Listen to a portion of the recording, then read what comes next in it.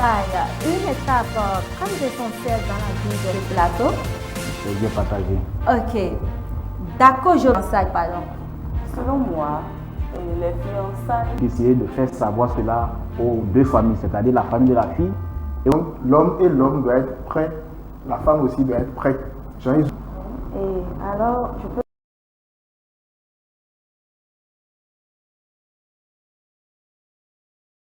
Les fiançailles, une étape très essentielle dans la vie des jeunes. Nous vous saluons depuis les locaux de la MSE TV. C'est votre émission Coin de vérité, une émission de partage entre jeunes. Comment réussir ces fiançailles? Eh bien, c'est notre préoccupation du jour. Les fiançailles entre jeunes. Nous sommes venus sur ce plateau avec nos invités qui ont répondu convenablement à notre invitation. Et avant de vous présenter nos invités, nous disons coucou à notre très cher pasteur conseiller de cette émission, pasteur Méoba William Guillaume. Il nous rejoindra d'ici un moment. Et premier invité sur ce plateau, il s'agit de mademoiselle Rachel, rédactrice web. Shalom. Comment vous allez? Vous allez très bien? Ça se passe bien? D'accord. Et puis, deuxième invité sur ce plateau, Yahou Ousmane, coach d'anglais. Comment vous allez? Je vais très bien. Et la famille? Ma famille se porte bien. D'accord. Que Dieu vous bénisse. C'est un plaisir de vous avoir sur ce plateau. Le plaisir partagé. Ok. D'accord, Jobert, entrepreneur et gestion d'entreprise. Comment vous allez? Je vais très bien. Vous allez très bien. Oui, ça va. Et qu'est-ce qu'on fait à l'église? Alors, je suis chanteur et instrumentrice. Ok, d'accord. Donc, vous chantez très bien. Ah, je connais pas ça. Que Dieu vous bénisse. Eh bien, Candice Sounon Marthe, shalom. Shalom. Comment vous portez? Je me porte bien. Vous êtes un médecin en formation. Oui. Vous injectez bien. Oui. D'accord. Eh bien, pour débuter ou commencer cette émission, j'adresse ma toute première question à mademoiselle Rachel. Alors, mademoiselle Rachel, nous savons aujourd'hui que les fiançailles sont une étape que traverse tout jeune. Et c'est aussi une étape où les jeunes ne respectent pas les principes établis. Dites-nous, c'est quoi les fiançailles et à quel moment dit-on que deux personnes sont en fiançailles, pardon? Selon moi, les fiançailles, c'est la période comprise entre la connaissance des parents et la célébration du mariage. Okay. Et à partir de quel moment peut-on considérer deux individus comme étant fiancés? C'est à partir du moment où les deux prennent l'engagement en face de témoins. D'accord. Voilà. Ok. Alors, monsieur Ousmane. Merci beaucoup pour cette question. Oui. Et les fiançailles sont une étape préalable au mariage dans de nombreuses cultures. Okay. Et elles représentent un engagement mutuel entre deux personnes, une fille et un garçon. Okay. Et généralement, on peut dire que c'est une étape qui est marquée par, disons, des engagements à travers un échange, disons, de bagues. D'accord. Et histoire que ces deux puissent quand même officialiser d'une manière beaucoup plus leur engagement l'un envers l'autre. Et pour ce qui est, disons, de deux personnes qui sont ensemble, on peut dire que ceux-là sont en fiançailles. Lorsque ils se sont mis d'accord, ils ont décidé de faire savoir cela aux deux familles, c'est-à-dire la famille de la fille et aussi la famille du jeune homme. Et ses parents se sont mis aussi d'accord. Et mis à part cela, il faudrait aussi que la communauté là où ils sont soit également aussi informée du fait que telle fille et telle personne sont ensemble. Et aussi pareil au niveau aussi des amis, les proches qui sont à côté. Okay. Donc la famille doit être informée, les amis doivent être informés et la communauté là où ils vivent doivent également être informés. Ok, là, il y a déjà une confiance. Exactement. D'accord. Alors, monsieur Jobert. Alors, concernant les fiançailles, si je dois définir de manière la plus simple, c'est le temps qui s'écoule entre la promesse et la célébration du mariage. Et par rapport à votre deuxième question, à quel moment on parle des fiançailles? Oui. Et je pense que deux personnes sont fiançailles. voilà, je pense que c'est le moment où les deux décident, l'homme et la femme bien sûr décident de continuer ensemble, décident de vivre ensemble pour la vie, bon, d'être ensemble pour la vie. Et également, c'est le moment où l'homme est prêt, vraiment la capacité de prendre en charge une femme. Donc, c'est-à-dire qu'il a déjà un travail ou qu'il a un job qu'il fait qui lui permet de subvenir non seulement à ses besoins, mais il va subvenir, qui lui permet de subvenir à ses besoins, mais également aux besoins de la femme qu'il va prendre. Donc, l'homme doit être prêt, la femme aussi doit être prête. Genre, ils auront un job ou un travail. Et d'après les normes juridiques béninoises, il faut avoir 18 ans. Donc, les deux personnes doivent avoir 18 ans. Et les deux doivent être présentés dans leurs différentes églises. Ok, donc c'est pas possible, même si l'âge est de 16 ans. Non, au Bénin, c'est 18 ans au moins. C'est 18 ans. Donc, on doit les présenter à l'église. Okay. Les parents doivent se connaître et tout. Okay. Donc, à ce moment-là, on peut dire que ces deux sont en fiançailles. D'accord. Alors, mademoiselle Marthe, pardon. Ok, moi je dirais que les fiançailles, c'est l'engagement que prennent deux jeunes gens de se marier. Et généralement, c'est devant des témoins. Et alors, je peux définir les fiançailles comme cette période qui s'écoule entre cet engagement qui a été pris et la cérémonie du mariage. Alors, quand diront tant que deux personnes sont fiancées, voilà, c'est quand ils ont entamé ce processus de mariage-là, ils se sont engagés devant les témoins et les parents. D'accord, merci pour cette réponse. Alors, mademoiselle Rachel, avec tout ce qu'on entend aujourd'hui, où tous se disent fiancés, même s'ils sont en copinage, tu l'entends, ils disent je suis fiancé. Qui peut être fiancé? Bon, selon moi, qui peut être fiancé, c'est celui qui aspire au mariage. C'est-à-dire, vous avez déjà pris l'engagement de vous marier et vos familles sont mutuellement informées, comme nous venons de l'entendre. Également, votre communauté est au courant de votre engagement. C'est à partir de ce moment-là, vous pouvez dire que vous êtes fiancé. C'est comme ça, on doit vous considérer comme fiancé. Mais que vous êtes vus à deux et vous appelez fiancé, ça c'est du faux. C'est du faux. Du faux. D'accord. Alors, monsieur Ousmane, qu'avez-vous ajouté? Alors, à cette question, je dirais que ça dépend. Ça dépend de quoi? Ça dépend. Je vais essayer de prendre deux cas. Et légalement, selon disons, la loi béninoise, il faudrait que la jeune fille et le jeune homme puissent avoir 18 ans avant qu'on ne puisse parler du processus du fiançailles.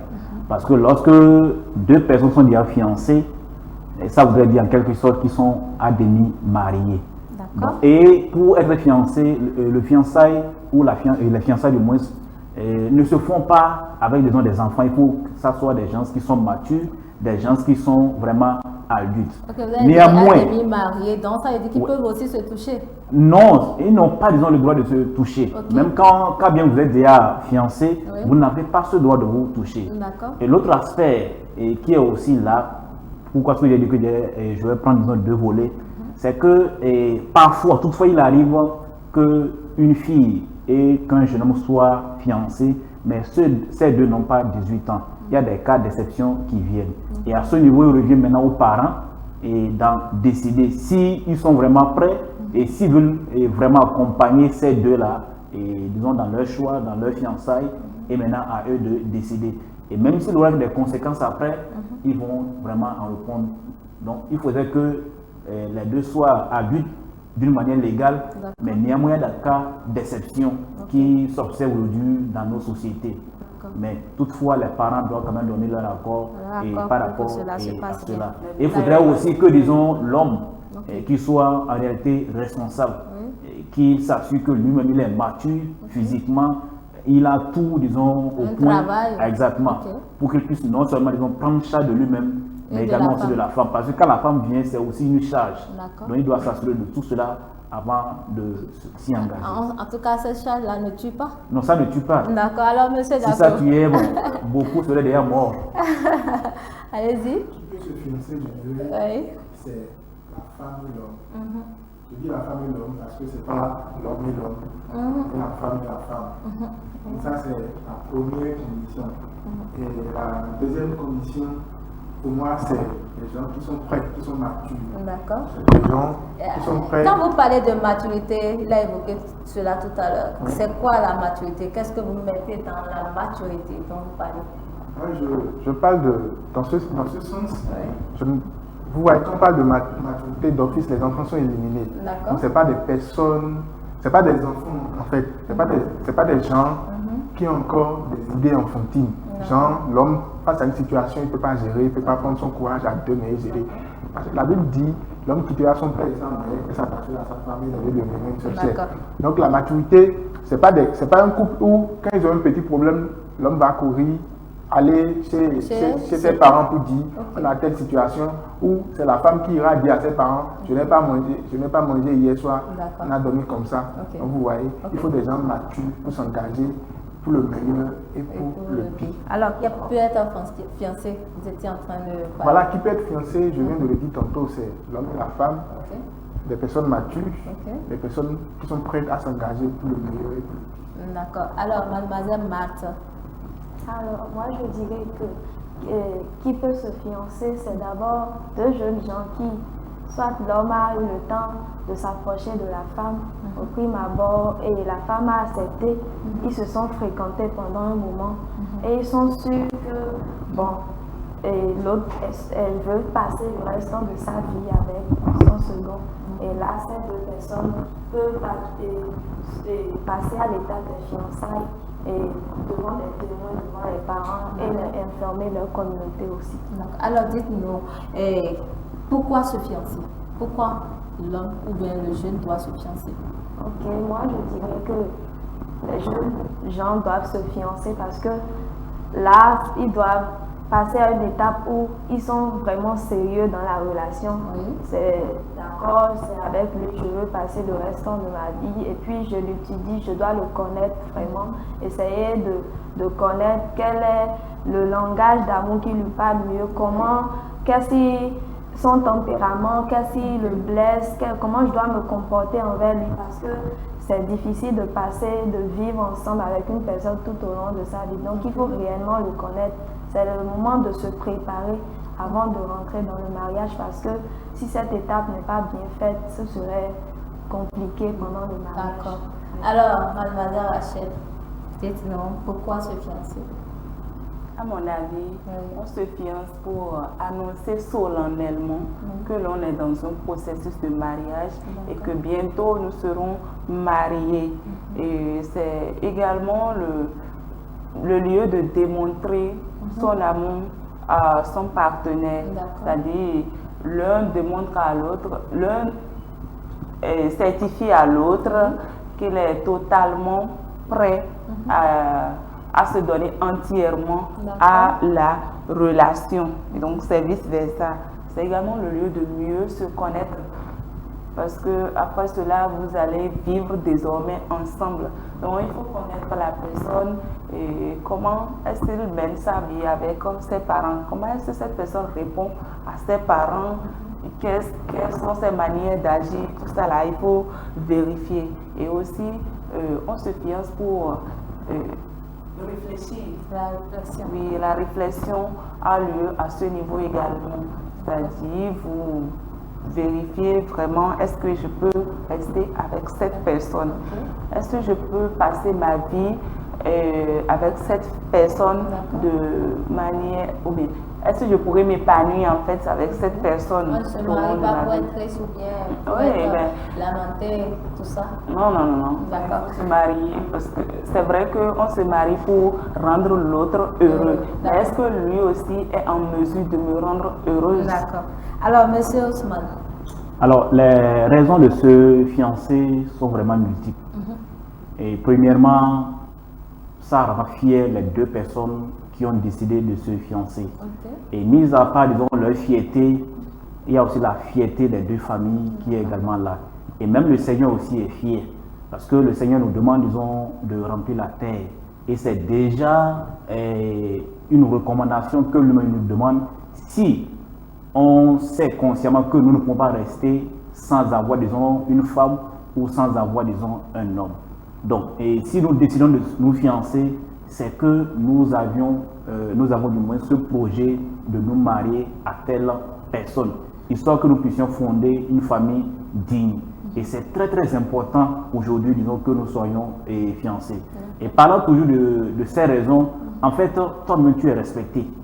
Et aujourd'hui, lorsque nous allons dans nos villages et qu'on sort, et si surtout même les vieilles, si elles savent que tu n'es pas encore fiancé, tu vas dire, ah, regarde celui-là, regarde comment il est grand, il n'a même pas une copine. En fait, pour eux, pour cette maman, à un âge donné, on devrait normalement te fiancer à quelqu'un.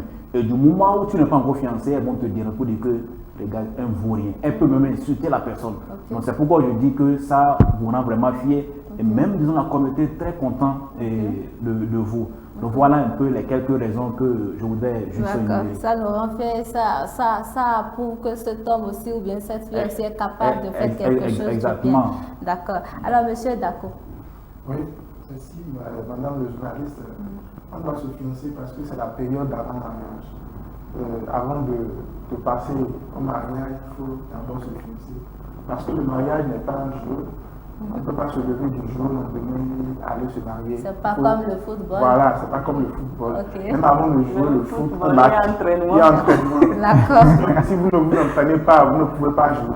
Donc c'est la période d'avant mariage où il faut, c'est pas cette période, il faut prendre forcément pour aller vers le mariage. Et c'est le moment où les deux personnes prennent du temps et du recul pour mieux se connaître afin de ne pas faire un mauvais choix. Donc il est capital et très important de prendre par là. Sinon, on ne peut pas passer au mariage. Alors dites-nous, nous voyons aussi plusieurs de ces jeunes-là qui se touchent, qui se caressent, qui ont même des relations intimes avec leurs soi-disant fiancés. Dites-nous, quelles sont les attitudes à tenir lors des fiançailles? Quelles sont ces attitudes-là que ces fiancés doivent avoir, quoi? Alors déjà, il n'y a pas de fréquentation nocturne entre fiancés. Comme on est déjà fiancés, comme c'est nous, on nous connaît déjà. On ne peut pas dire, j'ai besoin que tu viennes me rendre visite à 20h, on ne peut pas le dire. Non, j'ai dit nocturne, peut-être, bon, 20h c'est possible, mais en présence des parents. En présence des parents. D'accord. Maintenant, c'est peut-être à 0, à 1h, à 2h du matin, se voir pour aller faire quoi, je ne sais pas. Le show? Donc, je ne sais pas. Ok. Donc, je parle surtout après 0h.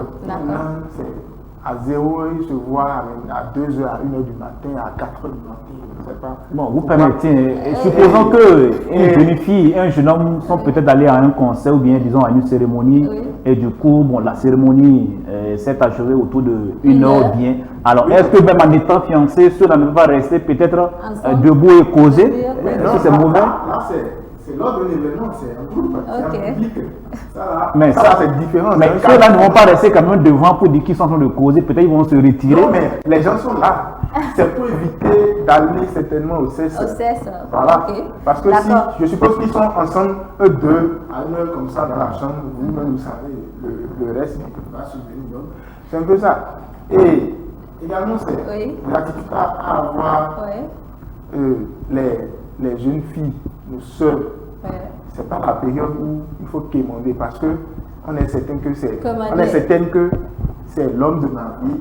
Donc il faut que ils prennent tout en charge.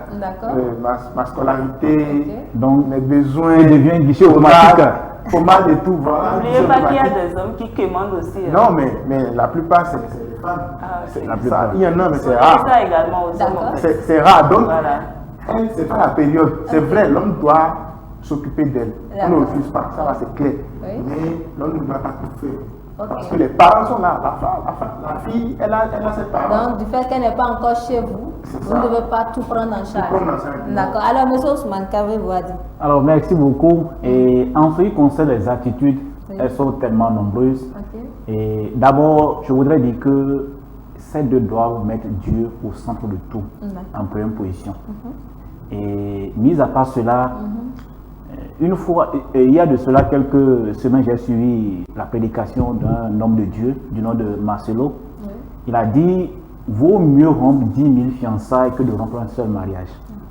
Donc, ce qui voudrait dire que c'est très très important pour les deux personnes de s'étudier vraiment avant de lancer dans le mariage. C'est pour avoir quel diplôme? Bon, pas seulement pour avoir, disons, un diplôme, mais pour mieux, disons, se connaître. Parce que, étant donné que vous êtes fiancés, d'ici, par la grâce de Dieu, d'ici peu de temps, vous serez mariés. Et pour le mariage, ce n'est pas je vais essayer. Et si ça ne marche pas, je vais faire marche arrière. Répondre à la question. Voilà, je vais en venir à ce niveau-là. Donc, ce n'est pas un essai. Donc, ces deux personnes doivent vraiment s'étudier, connaître, disons, comment elle se comporte, comment elle agit, quelles sont, disons, ses préférences, ce qu'elle aime et ce qu'elle n'aime pas. Et mis à part cela, il faudrait aussi que les deux parents soient impliqués et pour qu'ils puissent quand même recevoir des conseils et savoir comment il faut vivre. Et lorsque nous prenons l'homme de son côté, il doit tout faire parce qu'il sait maintenant que lui, il a déjà une fiancée. Et tel qu'il vivait, il ne doit plus, disons, procéder ainsi parce qu'il y a déjà une charge qui se pointe à l'horizon. Donc lui-même doit se préparer pour qu'il soit en mesure de prendre vraiment soin de cette fille qui va marier bientôt. Parce que sûrement, disons, les parents l'ont bien nourri. Ce n'est pas lorsqu'elle viendra chez le jeune homme maintenant que peut-être les coups qui étaient, disons qu'il y avait de la chair, et en un clin d'œil, bon, le coup deviendra tenu comme ça, mais ce n'est pas du tout bien. Durant cette fiançaille, cet homme doit aussi prendre soin exactement. De temps en temps, mais ça ne voudrait pas dire que c'est tous les jours. Exactement. Donc, il doit prendre. Voilà. Donc, vous voyez. Alors, mademoiselle Rachel, qu'avez-vous à dire? Ok, concernant les attitudes à tenir pendant les fiançailles, je partirai de la pureté sexuelle. La pureté sexuelle. Mais ce n'est pas le moment de se connaître sexuellement parce que le mariage n'est pas encore consommé. D'accord. Et je dirais également que à ce moment-là, nous avons déjà dit qu'il faut mettre Dieu au centre de tout, donc je ne vais pas me répéter. D'accord. Il ne faut pas justifier l'injustifiable. Allez-y, expliquez-vous. C'est pour dire que la personne n'est de tout pas attentionnée et on cherche des alibis pour dire si vraiment c'est parce qu'il est occupé. Non. Il faut en parler et vous définissez ce qu'il y a lieu de faire. C'est-à-dire, donc c'est dans le mariage sera attentionné. Le travail qui ne va pas cesser après le mariage, non. D'accord, allez-y. Donc il doit pouvoir combiner le tout. Il faut également être véridique. Il ne faut pas chercher à cacher sa vraie face parce que tôt ou tard, ça finira par apparaître. Vous ne pouvez pas vous masquer à vie. Et il faut également que les deux apprennent à se parler. Si tu sais que c'est... Il y a assez de communication. Oui, et communication là, si vous communiquez très bien, vous saurez déjà quels sont les points que l'autre n'aime pas, qu'elle aime, tout ça là. Et bien s'apprêter. D'accord. Donc voilà un peu. Alors, mademoiselle Marthe, les attitudes. Ok, concernant les attitudes à adopter pendant les fiançailles, je dirais que tout d'abord, il faut s'assurer que c'est le moment de s'assurer que notre partenaire est vraiment né de nouveau, qu'il est chrétien.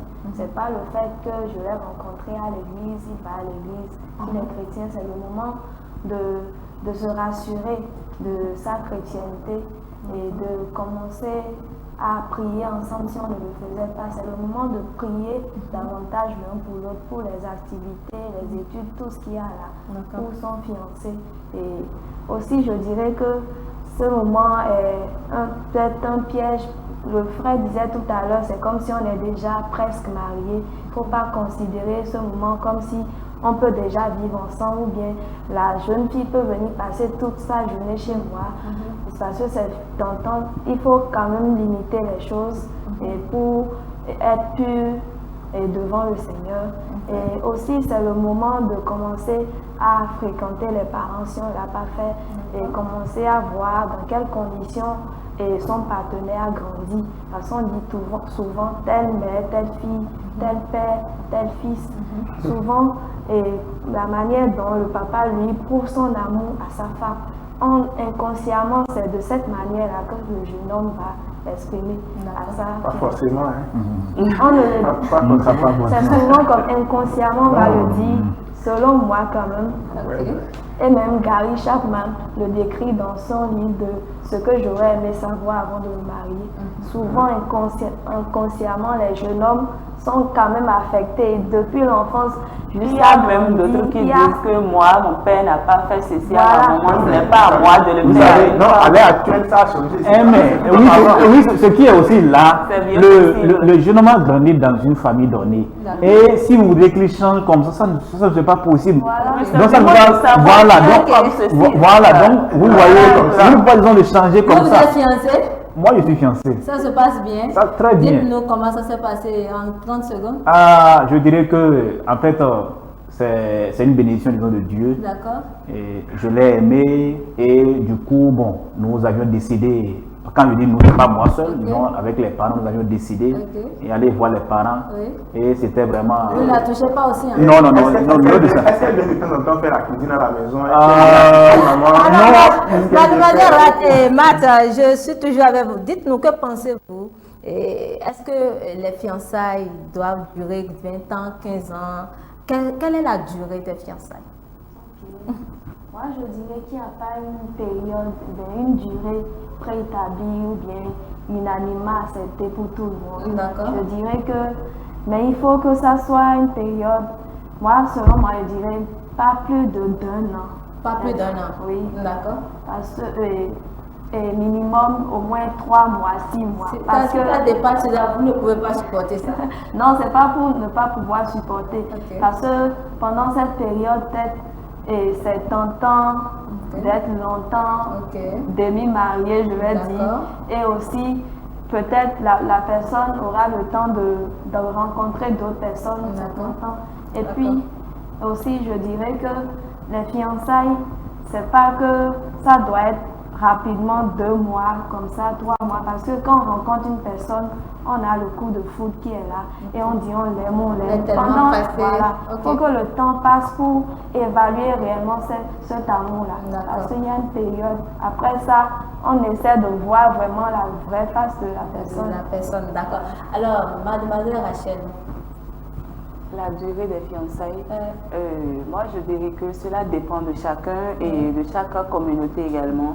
Par exemple, la communauté que moi je fréquente, c'est fixé à 6 mois. Et cependant, certaines personnes font au-delà de 6 mois, alors que d'autres font moins de cela. L'essentiel est que les deux partenaires soient véritablement prêts à l'union avant que la célébration ait lieu. Non, on sait 6 mois. Bon. Pas forcément. Ce qui est fixé. Voilà. Alors, monsieur Ousmane. Alors, pour cette question, la durée des fiançailles n'est pas établie. Et ça dépend des deux personnes. J'ai vu, disons, des fiançailles qui ont juste fait 2 mois. 2 mois. Certains 3 mois, 6 mois, ainsi de suite. Il y a de 8 ans. Et 8 ans, bon, je n'ai pas encore vu, mais il y a quand même de fiançailles, 1 an, 2 ans. Donc ça dépend de ceux-là. Et parfois, vous allez voir, le jeune homme, il est peut-être, disons, un étudiant, et la jeune fille aussi, elle est étudiante, et les deux ne voudraient pas, disons, se marier tout en étant, disons, étudiants. Ils veulent quand même finir, soutenir avant de se marier. Et dans ce cas, peut-être qu'au lieu que les fiançailles durent 1 an ou bien, disons, quelques mois, ils seront obligés de prolonger ça à 2 ans ou bien à 3 ans. Également, donc ça dépend. Il y en a certaines personnes aussi, et quand ils finissent avec le campus, ils se disent, ah, je ne peux quand même pas me marier sans pour autant avoir un emploi. Si je me marie comme ça, nous allons manger quoi? Et après les 3 ans, ils décident quand même de se chercher dans la vie, histoire qu'ils puissent quand même manger. Et c'est après maintenant, quelques années, qu'ils disent maintenant, ah, il faut qu'on se marie. Imagine, tu finis fraîchement, tu dis que tu vas te marier. Vous allez manger quoi? C'est pourquoi il disait que ça dépend des deux personnes. D'accord. Voilà. Alors, elle va lire vraiment. D'accord.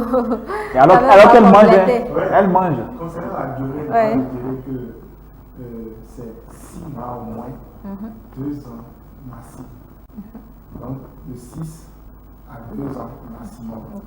Et parce que à 2 ans, parce que les deux doivent apprendre à se connaître. Et c'est le moment où la jeune fille, elle ira de temps en temps chez sa belle famille, histoire d'assister sa belle-mère dans les travaux, le ménage et la cuisine et tout. Donc, pour moi, ce temps-là va permettre à la jeune fille de connaître son homme, de connaître comment il fonctionne dans la maison, de savoir quel repas il apprécie ou il n'apprécie pas.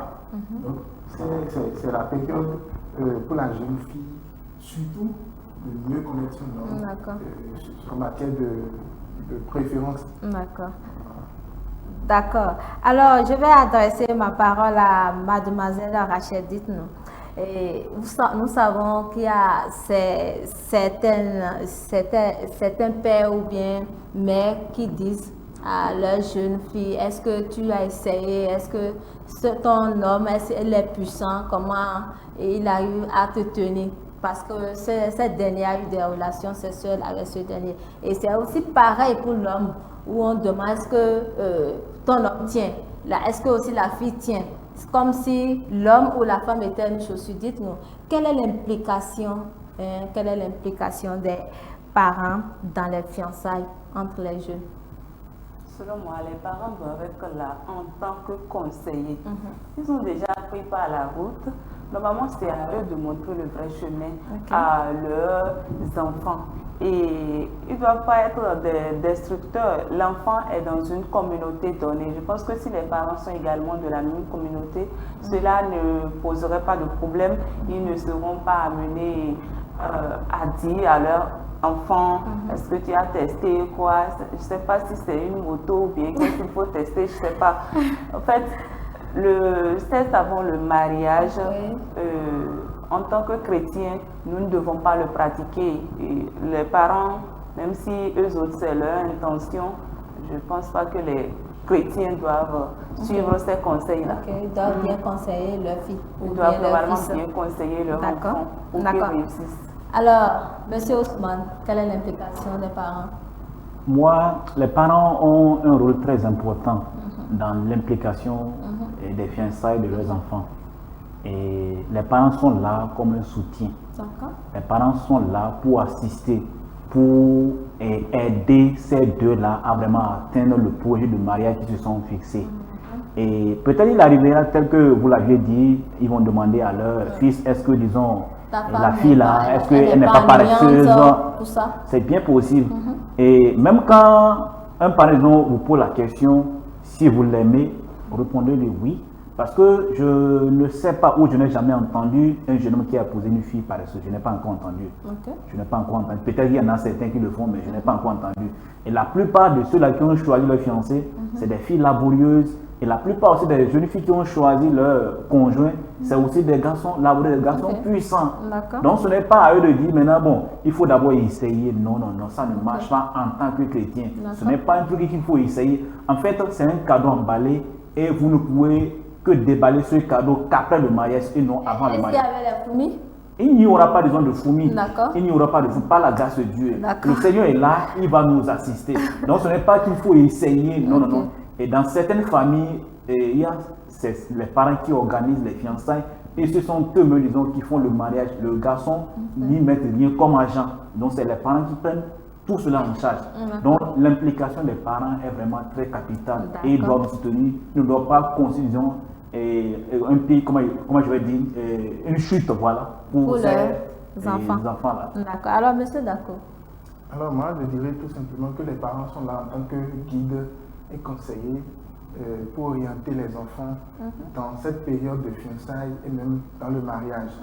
Et je le dis et je le répète encore, c'est le moment où la maman de la fille doit lui apprendre certaines valeurs si elle n'en a pas.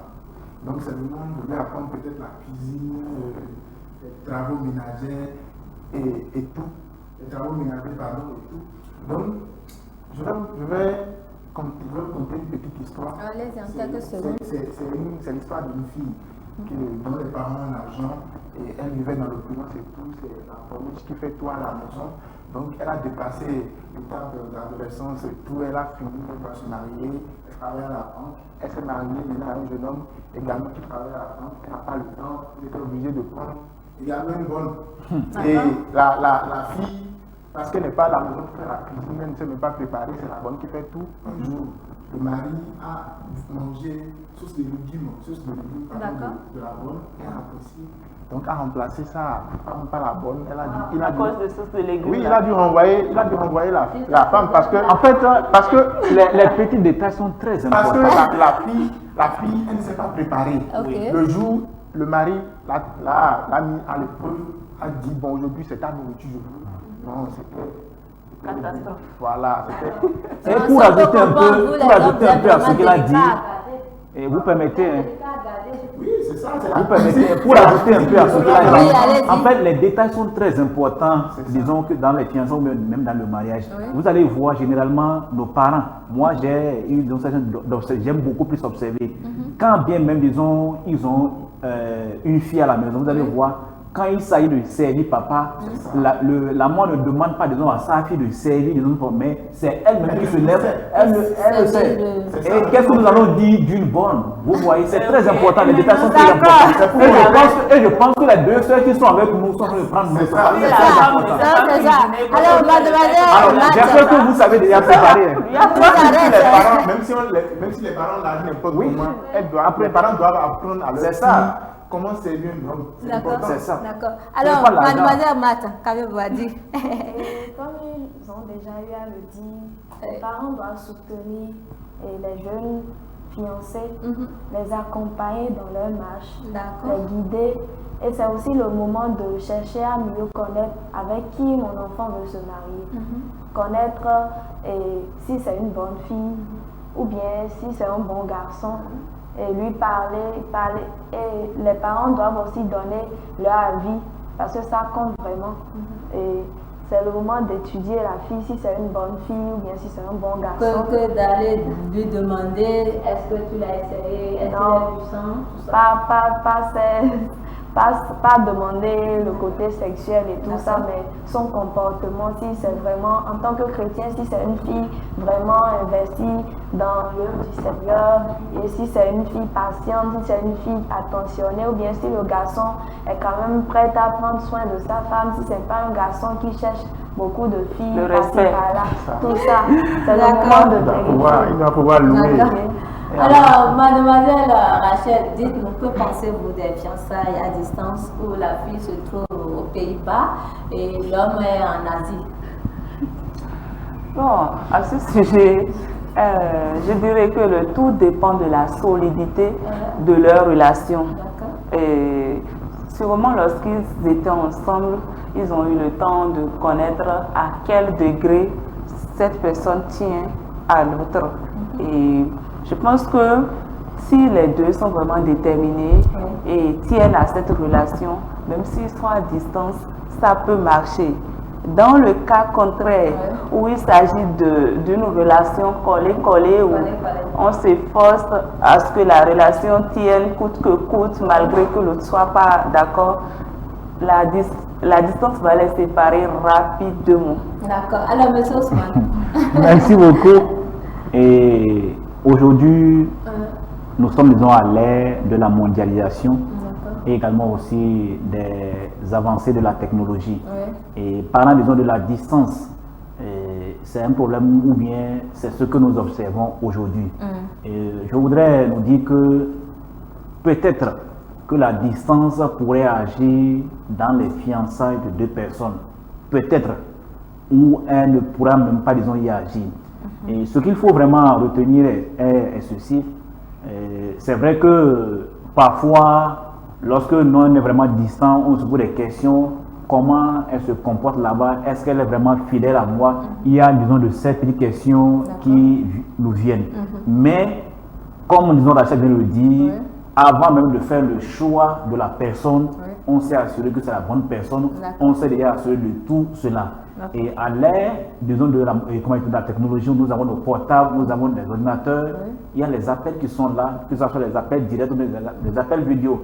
Et ça n'empêche pas aussi de temps en temps, c'est bien possible, ça n'empêche pas aussi que le jeune homme puisse se déplacer pour venir voir. D'accord. Alors, monsieur Dako, qu'est-ce que vous avez dit? Alors, pour ne pas répéter les autres, parce que moi je suis d'accord avec eux, c'est pas impossible.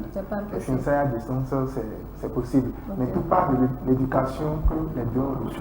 Si les deux ont reçu une bonne éducation, je pense qu'ils peuvent supporter du moment où aujourd'hui nous avons tous les moyens de communication possibles. Il peut communiquer tous les jours, 24 sur 24 s'il veut. On peut travailler. Ok, moi je dirais que ça pourrait avoir des conséquences ou des avantages. D'accord. Et comme avantage de nos jours, peut-être que les autres viennent de le dire, on peut bien communiquer, on peut bien être en contact. Et aussi, le fait d'être éloigné pourrait nous éviter le péché sexuel avant le mariage. Et aussi comme conséquence, je pourrais dire que ça pourrait renforcer ou créer l'infidélité. D'accord, créer l'infidélité.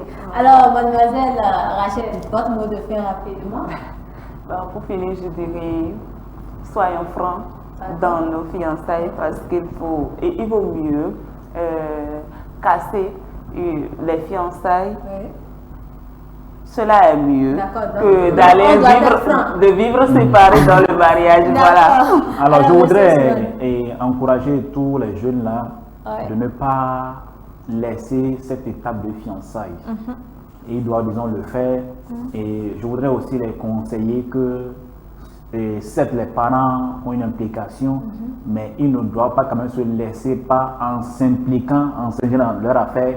Et ils ne doivent pas disons, se laisser détruire par les parents. Parce qu'il y a de ces parents qui sont là et, disons, les conseils qu'ils donnent ne sont pas des conseils qui peuvent vraiment les aider. Donc, ils doivent aussi faire attention. Et la seule personne qui est capable de mieux les guider, de mieux les diriger, c'est notre Seigneur Jésus. D'accord, amen. Alors, monsieur, d'accord, rapidement. Et moi, je dirais comme il n'y a pas de feu sans fumée, les deux doivent mettre Dieu en amont et en avant de leur fiançailles. D'accord. Et également, le jeune homme doit avoir un travail et avoir un toit. Il doit avoir un chai. Un chai. Oui. D'accord. Alors, mademoiselle Martha.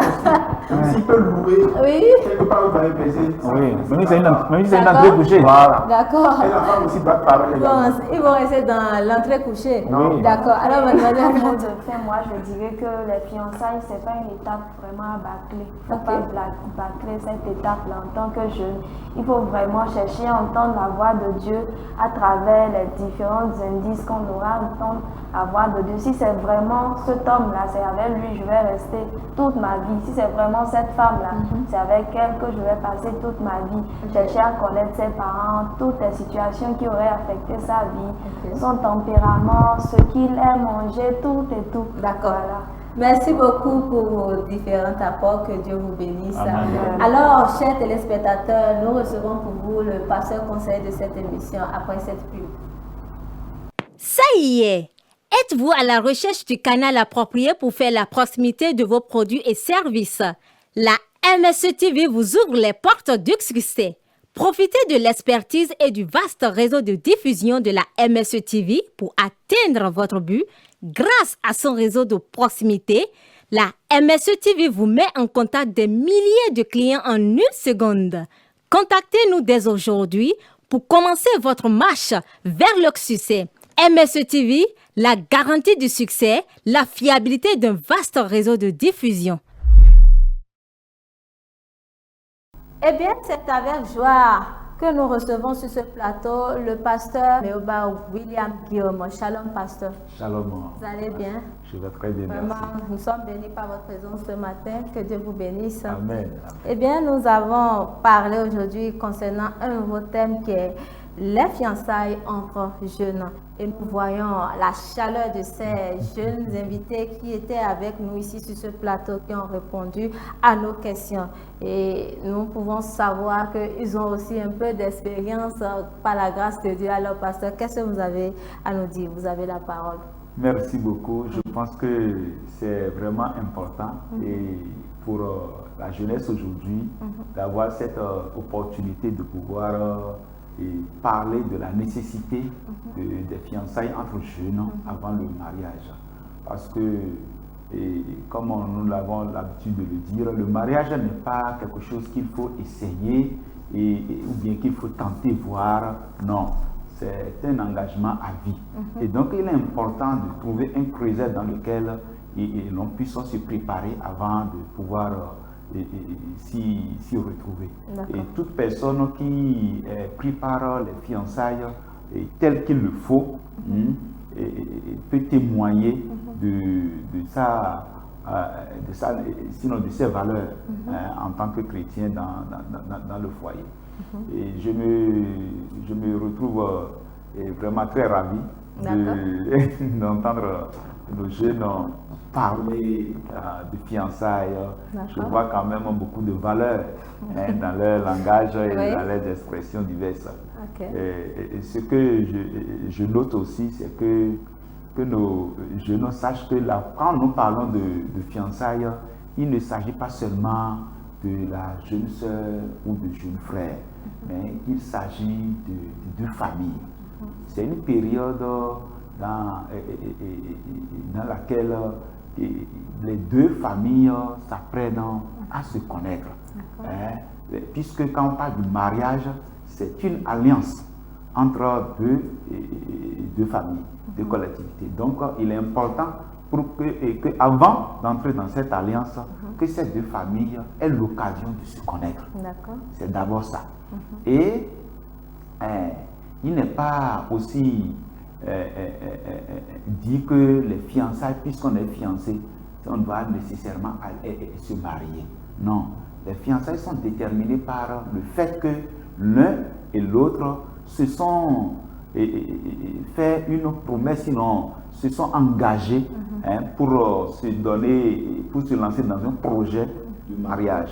Et donc les sentiments que l'on éprouve l'un pour l'autre en est une chose, mais les réalités que l'on est appelé à vivre l'un sur l'autre et les découvertes que l'on est appelé à avoir l'un sur l'autre sont aussi primordiales et importantes. Donc c'est à l'issue de tout cela qu'on va voir, c'est dans les fiançailles qu'on voit tout ça. C'est à l'issue de tout cela qu'on va voir si nous pouvons aller au mariage ou pas. Pendant les fiançailles, on peut bien sûr se rendre compte qu'il y a des incompatibilités d'ordre génétique qui ne puissent permettre de vivre en harmonie dans le couple si on allait au mariage. Et donc, pour pouvoir éviter les problèmes à la longue, on pouvait faire quand même ces projections et se donner d'autres chances très tôt. Et aussi, j'ai pu noter aussi dans leurs propos qu'il y a quand même cette instabilité par rapport à la durée des fiançailles. Il faut qu'on sache que la question relative aux jeunes sœurs, elles n'ont pas tout le temps. Nous avons connu des fiançailles qui ont duré 7 ans, 10 ans, et finalement, ils ont fini par rompre. Alors que ça se termine par des trucs de la reine. Alors, ce qu'on ne devrait pas avoir en communauté chrétienne. Et donc, qui est appelé à se fiancer? C'est celui qui est prêt pour se marier. Si tu n'es pas prêt pour te marier, ne va pas chuchoter quelque chose dans l'oreille de l'enfant de quelqu'un. Et si tu n'es pas prêt pour te marier, ne va pas t'engager, ne va pas donner espoir à quelqu'un qui est prêt pour se marier parce qu'il fait chaud là. Vous savez, c'est dommage de constater dans nos communautés aujourd'hui des jeunes étudiants pour pouvoir répondre, sinon se sentir un peu plus à l'aise ou satisfaire la curiosité de leurs collègues, camarades étudiants à l'université, vont se mettre dans des relations données et dès lors, ils commencent par être étouffés. Et c'est là où tu vas apprendre que, bon, on est quelqu'un qui est encore étudiant.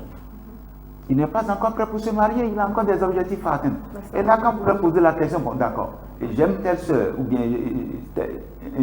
tel frère est venu vers moi et je vais donner mon consentement. Est-ce que tu es prêt pour te marier? Il va te dire, bon, j'attends d'abord mon master, j'attends d'abord ma licence, alors que tu ne sais même pas si la licence ou le master va te prendre 5 ans ou 10 ans. Et c'est après cela maintenant que on se rend compte que il n'a pas de travail, il fallait qu'il se cherche et tout ça là, et ça commence à prendre du temps. Et au finish, les sentiments disparaissent et on commence par se forcer. Et là, ça devient problème. D'accord. Alors, pasteur, dites-nous comment se font les fiançailles, parce qu'aujourd'hui, on dit on ne doit pas se toucher, ni se caresser avant les fiançailles, ni s'embrasser. Comment les fiançailles chrétiennes doivent se passer? Comment cela doit être? Bien. C'est vrai. Quand nous parlons de fiançailles en tant que chrétiens, comment ça va se passer? C'est l'opportunité pour chaque famille, comme pour chaque partenaire inclus dans les fiançailles, de pouvoir se préparer, non seulement moralement, mais au plan social, au plan spirituel, pour le grand projet de mariage qui attend devant.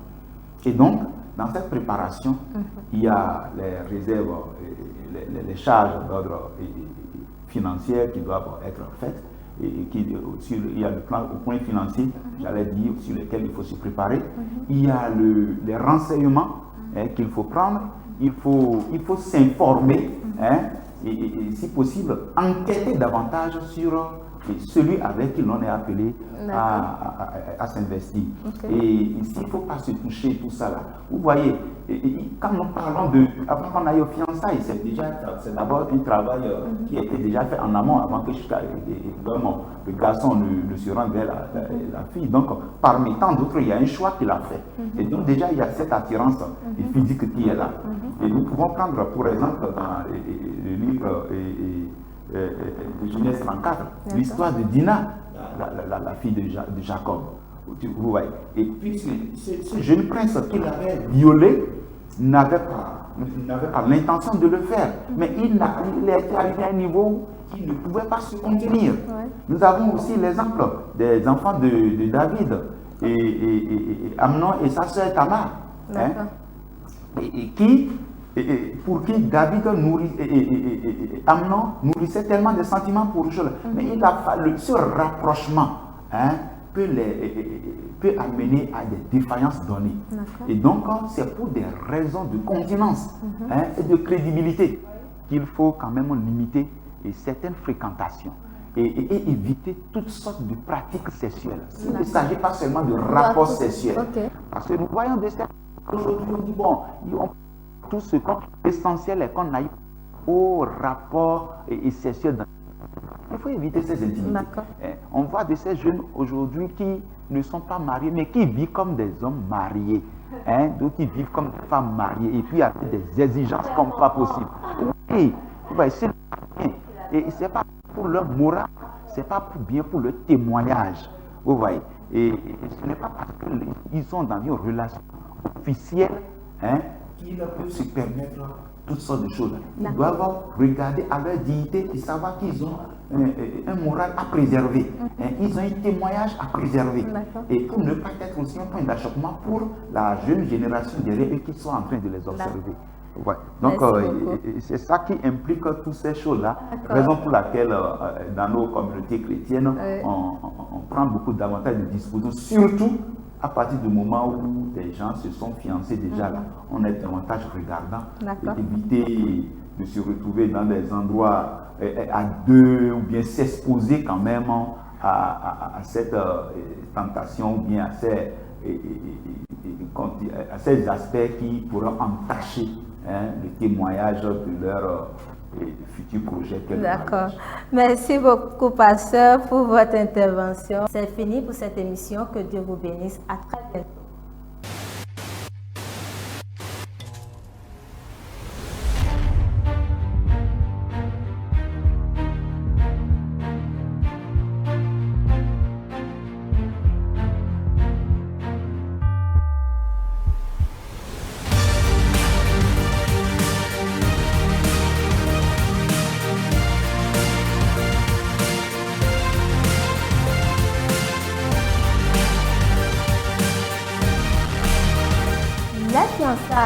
Une étape très essentielle dans la vie du plateau.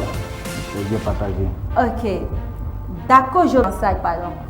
Selon moi, les fiançailles... Essayer de faire savoir cela aux deux familles, c'est-à-dire la famille de la fille. Et l'homme doit être prêt, la femme aussi doit être prête. Et alors, je peux